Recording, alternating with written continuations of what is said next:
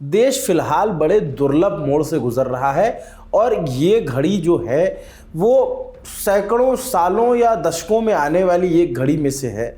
ऐसा इसलिए है कि देश में लोकसभा की तारीखों का ऐलान कभी भी हो सकता है, लेकिन जिस चुनाव आयोग को चुनाव कराने हैं उसके 3 सबसे बड़े अधिकारियों में से 2 के पद खाली हैं। अकेले बचे मुख्य चुनाव आयुक्त राजीव कुमार। जो चुनाव आयुक्त अरुण गोयल हैं, उन्होंने 9 मार्च को इस्तीफा दे दिया। आश्चर्यजनक और रहस्यमयी तरीके से उनके इस्तीफे की बहुत डिटेल वजह नहीं पता चल पाई, अचानक से उन्होंने क्यों इस्तीफा दिया। दूसरे चुनाव आयुक्त अनूप चंद्र पांडे फरवरी में ही रिटायर हो गए थे। अब सवाल उठाया जा रहा है कि कहीं केंद्र सरकार अपनी मनमानी तो नहीं चलाएगी, सियासी फायदे के लिए किसी अपने आदमी को तो नहीं बिठा देगी। इस तरह की आशंकाओं के बीच एनजीओ है, एक नाम है एसोसिएशन फॉर डेमोक्रेटिक रिफॉर्म्स यानी एडीआर। एडीआर नाम थोड़ा सा चर्चित है। उसने सुप्रीम कोर्ट में याचिका लगाई है जिसमें चुनाव आयुक्तों के पद भरने की प्रक्रिया से मुख्य न्यायाधीश यानी चीफ जस्टिस ऑफ इंडिया को बाहर किए जाने के मोदी सरकार के फैसले को चुनौती दी है। एडीआर की तरफ से वकील प्रशांत भूषण ने याचिका दायर की। जस्टिस संजीव खन्ना की बेंच के सामने रखी इस रिपोर्ट में जो याचिका लगाई गई, जस्टिस खन्ना ने कहा, हमें चीफ जस्टिस ऑफ इंडिया की तरफ से मैसेज आ गया है, हम इसे शुक्रवार को लिस्ट कर रहे हैं। याचिका में कहा गया है, जो याचिका दायर की गई, चुनाव आयोग के 2 पद खाली हैं, चुनाव आयोग पूरी क्षमता से काम नहीं कर पा रहा है। ऐसे में समय है जब मार्च में कभी भी चुनाव का ऐलान हो सकता है। कार्यपालिका के पास 2 चुनाव आयुक्तों को नियुक्त करने की क्षमता है जो कार्यपालिका को गलत तरीके से फायदा दे सकता है। चुनाव आयोग का काम स्वतंत्र एवं निष्पक्ष चुनाव कराना है, इसलिए नियुक्तियां उस समय की सरकार के पक्षपात और रोक से परे स्वतंत्र और निष्पक्ष दिखनी चाहिए। लेकिन इस पूरे मामले को समझने के लिए थोड़ा पीछे चलना होगा। आखिर ये याचिका अब क्यों आई, अब सीजीआई को लेकर के एक नई याचिका क्यों दायर की गई। पिछले साल यानी 2023 में मार्च में 5 जजों की संवैधानिक पीठ ने फैसला सुनाया कि मुख्य चुनाव आयुक्त और चुनाव आयुक्त की नियुक्ति राष्ट्रपति द्वारा एक समिति की सलाह पर की जाए, जिसमें प्रधानमंत्री, लोकसभा में विपक्ष के नेता यानी सबसे बड़े विपक्षी दल का नेता और भारत के मुख्य न्यायाधीश शामिल होंगे। इसके बाद आपको याद होगा कि मोदी सरकार अगस्त में एक बिल लेकर आई थी। बिल का नाम था मुख्य निर्वाचन आयुक्त और अन्य निर्वाचन आयुक्त नियुक्ति, सेवा शर्तें और पदावधि विधेयक 2023। राज्यसभा में ये बिल दिसंबर में लोकसभा से पास हुआ और उसके बाद पहले राज्यसभा से पास हुआ, फिर उसके बाद दिसंबर में लोकसभा से पास हो गया और फिर कानून बन गया। अब जो नया कानून बन गया, उस नए कानून के मुताबिक सिलेक्शन कमेटी में सीजीआई को जो है बाहर कर दिया गया। चुनाव आयुक्त को चुनने की कमेटी में प्रधानमंत्री, विपक्ष के नेता और सबसे बड़े दल के नेता या केंद्रीय मंत्री शामिल करने का प्रावधान हुआ और वो जो भी मंत्री चुने जाएंगे उनका चुनाव भी प्रधानमंत्री करेंगे। आसान भाषा में कहें तो मामला 2:1 का हो गया, यानी प्रधानमंत्री और कमेटी में मौजूद उनके मंत्री अगर किसी का नाम तय कर दें तो नियुक्ति पक्की है। अकेले विपक्ष के नेता का वोट अल्पमत हो जाएगा।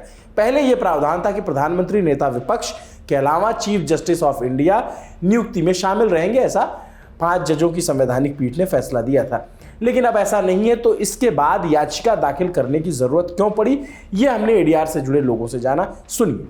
हमारा कहना है कि जो सुप्रीम कोर्ट के आदेश हैं उसका उल्लंघन करते हुए कानून नहीं बन सकता है, क्योंकि हमारे संविधान में लिखा है कि अगर सुप्रीम कोर्ट ने कॉन्स्टिट्यूशन या संविधान के आधार पर कुछ निर्णय दिए हैं, कुछ ऑर्डर पास किए हैं, तो उसको हम पलट नहीं सकते हैं। पार्लियामेंट भी उसको नहीं पलट सकती है। तो हमारे राय में तो ये पलटा गया है, तो इसीलिए हमने केस डाला था। तो तब सुप्रीम कोर्ट ने कहा कि हम देखेंगे, अभी हम उसको स्टे नहीं करेंगे। हमने कहा था कि उसको स्टे कर दो, कि वो जो कानून है हम ये नहीं करें कि इमीडिएटली रद्द करो, मगर उसको स्टे कर दो कि मैं सुप्रीम कोर्ट के आदेश चलेंगे, वो कानून सही है कि गलत है वो बाद में हम तय करेंगे। अभी सरकार ने ये नए कानून के तहत अगर वो उसको अपॉइंट करेगी तो डाउट आ सकता है लोगों के मन में कि निष्पक्ष लोग हैं कि नहीं है जो अपॉइंट किए जा रहे हैं। तो इसलिए हमने ये जनहित याचिका की, अब उसकी सुनवाई होगी और सुप्रीम कोर्ट डिसाइड करेगी कि भाई क्या सही है क्या गलत है। अब जरा एडीआर की याचिका में उन लाइनों पर फिर से गौर कीजिए जिसमें कहा गया नियुक्तियां उस समय की सरकार के पक्षपात और रोक से परे स्वतंत्र और निष्पक्ष भी दिखनी चाहिए। तो सीजीआई खुद मैसेज करके कह रहे हैं कि इस याचिका को जल्द ही यानी शुक्रवार 15 मार्च को सुना जाए। बात सिर्फ 2 खाली पोस्ट भरने की नहीं है, लोकतंत्र के पूरे ताने बाने से जुड़ी है।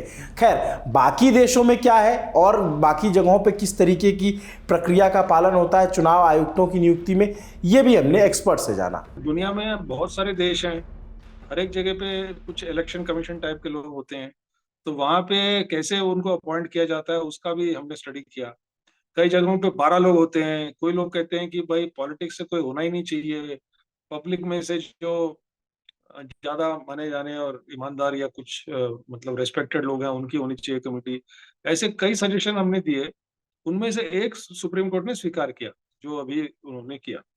तो हमने बहुत डिस्कशन की और पूरी दुनिया में देखा कि कैसे होता है और हमारे कुछ कमीशंस और कमिटीज भी बैठी थी इंडिया में, उन्होंने भी कुछ सुझाव दिए। उसके आधार पर हमने पूरा वो सजेशन लेके हमने केस डाला था। यहां बात समझिए, मामला कार्यपालिका और न्यायपालिका के टकराव की तरह भले देखा जा रहा है, लेकिन ऐसा है नहीं। और इसको एक बड़े पैमाने पे बड़ी लकीर पे आप देखेंगे तो भाई हिंदुस्तान का चुनाव, जो आम चुनाव 5 साल में सबसे बड़ा चुनाव होता है, वो चुनाव निष्पक्ष होना चाहिए। इसके लिए दोनों तरफ की जिम्मेदारी है। अब ये देखना होगा कि चुनाव आयुक्तों की नियुक्ति वाली कमेटी में सीजीआई की एंट्री सुप्रीम कोर्ट के किसी आदेश के जरिए होती है या नहीं, ये देखने वाली बात रहेगी। लेकिन सनद रहे, एक तरफ जब सुनवाई चल रही होगी 15 मार्च को, ठीक दूसरी तरफ उसी दिन बहुत हद तक संभव है कि प्रधानमंत्री की जो कमेटी होगी वो बैठेगी चुनाव आयुक्त को चुनने के लिए, जिसमें एक प्रधानमंत्री के चुने हुए मंत्री और लोकसभा के नेता विपक्ष यानी अधीर रंजन चौधरी रहेंगे। चुनाव से पहले ये चुनाव का बड़ा क्रूशियल मोमेंट होने वाला है। 15 मार्च की तारीख इसलिए भी अहम है क्योंकि उसी दिन इलेक्टोरल बॉन्ड के जो नाम हैं वो चुनाव आयोग की वेबसाइट पे आने वाले हैं और 15 तारीख को ही चुनाव आयुक्त का चुनाव भी हो सकता है। 15 तारीख को ही चुनाव आयुक्त को चुनने के लिए जो कमेटी बनती है उसमें सीजीआई होंगे या नहीं, इस मामले पर सुनवाई भी हो सकती है। इसलिए 15 तारीख बहुत महत्वपूर्ण है। आप भी नज़र बना के रखिए, हम भी नज़र बना के रखेंगे। जो भी अपडेट होगी आप तक पहुंचाते रहेंगे।